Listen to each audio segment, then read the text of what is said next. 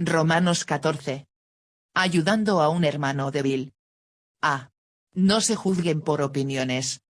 1:2. Recibiendo al hermano débil. Recibid al débil en la fe, pero no para contender sobre opiniones. Porque uno cree que se ha de comer de todo, otro, que es débil, come legumbres. A. Recibid al débil en la fe, aceptamos a los débiles en la fe, pero no para empezar un debate con ellos sobre opiniones. Y. Recibid al débil en la fe, estas son palabras que se deben tomar en serio. Pablo nos advierte que no hagamos de la madurez espiritual un requerimiento para el compañerismo. Debemos distinguir entre alguien que es débil y alguien que es rebelde. Y. Hay varias razones por las cuales un cristiano pueda ser débil. Punto centrado: puede que sean bebés en Cristo, los bebés son débiles. Punto centrado: puede que estén enfermos, por el legalismo.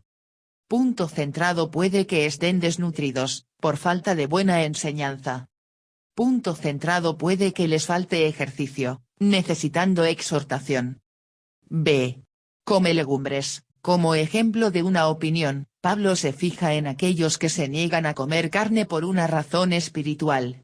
Quizás la rechazaron porque temían que fuera carne sacrificada a un dios pagano, como en 1 Corintios 8.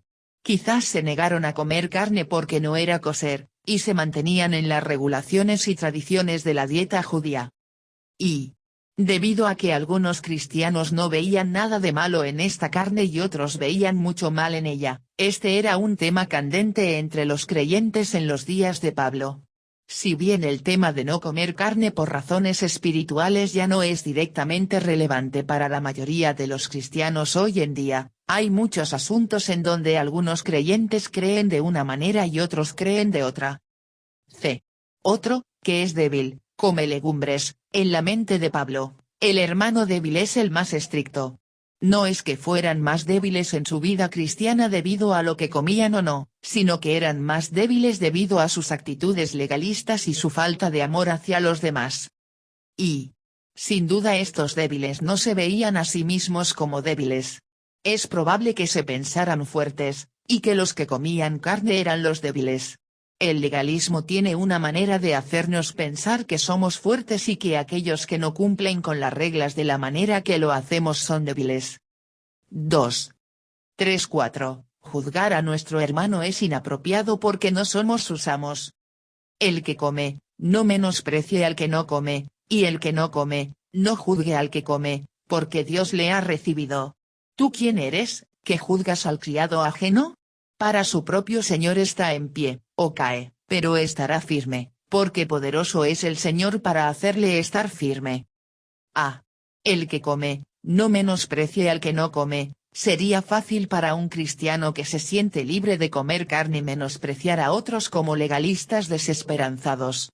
También sería fácil para aquellos que no comían carne juzgar a los que sí lo hacían.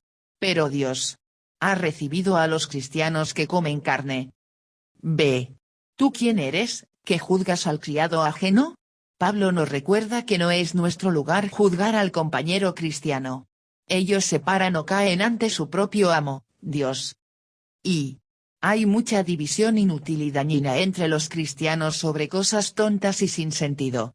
Pablo no les dice a estos cristianos que deben borrar sus diferencias, les dice que se levanten por encima de ellos como hermanos y hermanas cristianos. 3.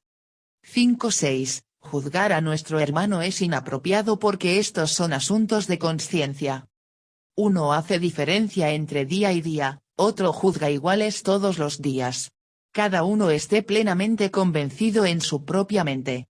El que hace caso del día, lo hace para el Señor, y el que no hace caso del día, para el Señor no lo hace.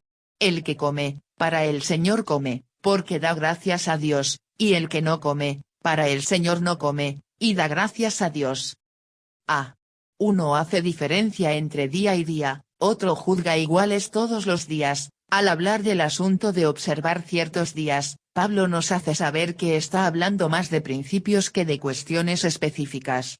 Lo que dice tiene aplicación a más que solo comer carne. B.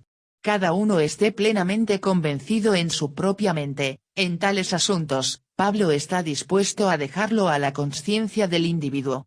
Pero hagamos lo que hagamos, debemos ser capaces de hacerlo para el Señor, no usando a la conciencia como excusa para comportamientos obviamente pecaminosos. 4. 7-9. Vivimos y morimos para el Señor. Porque ninguno de nosotros vive para sí, y ninguno muere para sí. Pues si vivimos, para el Señor vivimos, y si morimos, para el Señor morimos. Así pues, sea que vivamos, o que muramos, del Señor somos. Porque Cristo para esto murió y resucitó, y volvió a vivir, para ser Señor así de los muertos como de los que viven. A. Porque ninguno de nosotros vive para sí, y ninguno muere para sí. Debemos entender que de principio a fin nuestra vida está conectada a otras vidas. Pablo les recuerda a los cristianos romanos que ningún hombre es una isla. B. Sea que vivamos, o que muramos, del Señor somos, de principio a fin, nuestras vidas deben estar dedicadas a Dios. Por lo tanto, hagamos lo que hagamos, lo hacemos para el Señor, porque Jesús es nuestro Señor, para ser Señor así de los muertos como de los que viven. 5. 10-12. Juzgar a nuestro hermano es inapropiado porque todos enfrentaremos juicio delante de Jesús. Pero tú, ¿por qué juzgas a tu hermano? O tú también, ¿por qué menosprecias a tu hermano? Porque todos compareceremos ante el tribunal de Cristo. Porque escrito está. Vivo yo, dice el Señor, que ante mí se doblará toda rodilla. Y toda lengua confesará a Dios. De manera que cada uno de nosotros dará a Dios cuenta de sí. Ah. Pero tú, ¿por qué juzgas a tu hermano? O tú también, ¿por qué menosprecias a tu hermano? Probablemente, el uso de juzgas y menosprecias tiene la intención de tener aplicación para los individuos estrictos como los libre. En cualquier caso, la actitud está mal porque todos compareceremos ante el tribunal de Cristo. Y al cristiano estricto le resultó fácil juzgar a su hermano, clasificándolo como un hermano no espiritual que come carne. Al cristiano libre le resultó fácil menospreciar a su hermano, teniéndole como un legalista santurrón. La respuesta de Pablo, esencialmente, es no te preocupes por tu hermano. Tú ya tienes suficiente para responder delante de Jesús. Y el tribunal de Cristo, este es el tribunal Bema, equivalente al tribunal del juez en los Juegos Olímpicos. Después de cada juego, los ganadores venían delante del tribunal del juez para recibir las coronas de primer, segundo y tercer lugar. De la misma manera, las obras del cristiano serán probadas con fuego, y él será recompensado por lo que permanezca. El tribunal de Cristo solo se ocupa de las recompensas y posición del cristiano en el reino, no de su salvación. Smith. B. Se doblará toda rodilla. La cita de Isaías 45 2.23 enfatiza el hecho de que todos tendrán que presentarse delante de Dios con humildad, y dar a Dios cuenta de sí. Si este es el caso, debemos dejar que Dios trate con nuestro hermano. 6. 13. Resumen, no lo hagas una cuestión de juzgar, pero no uses tu libertad para hacer caer a otro hermano. Así que, ya no nos juzguemos más los unos a los otros, sino más bien decidid no poner tropiezo u ocasión de caer al hermano. A. Ya no nos juzguemos más los unos a los otros. En el Sermón del Monte, Jesús nos ayudó a entender lo que esto significa. Significa juzgando a otros según un estándar que no quisiéramos que sea aplicado a nosotros mismos. Y esto no quita la necesidad y responsabilidad de exhortación, Romanos 15:14, o reprensión, 2 Timoteo 4:2.2. Cuando exhortamos o reprendemos, lo hacemos sobre principios bíblicos claros, no sobre opiniones. Podemos ofrecer consejos a otros sobre opiniones, pero nunca debemos juzgarlos. B. Sino más bien decidid no poner tropiezo u ocasión de caer al hermano. Hay dos maneras que podríamos tropezar o causar que nuestro hermano caiga.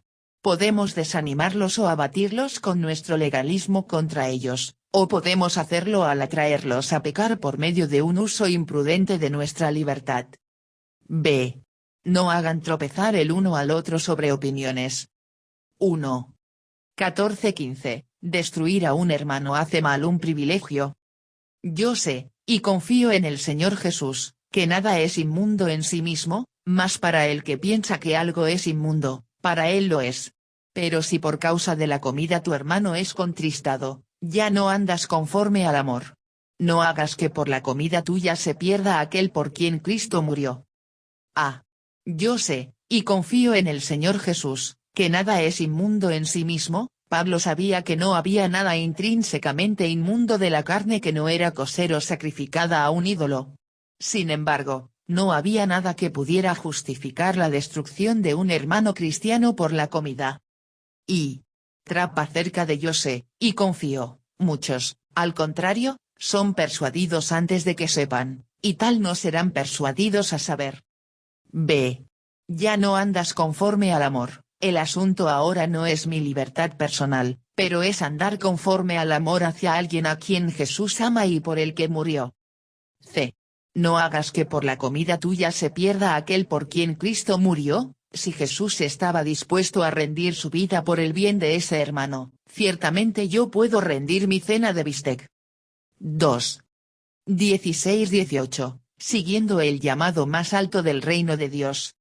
No sea, pues, vituperado vuestro bien, porque el reino de Dios no es comida ni bebida, sino justicia, paz y gozo en el Espíritu Santo.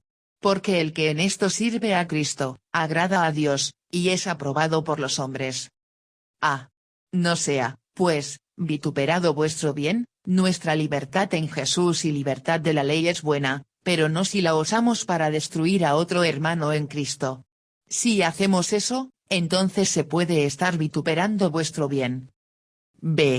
Porque el reino de Dios no es comida ni bebida si ponemos a la comida y la bebida antes de justicia, paz y gozo en el Espíritu Santo, entonces estamos completamente fuera de sintonía con las prioridades de Dios y su corazón.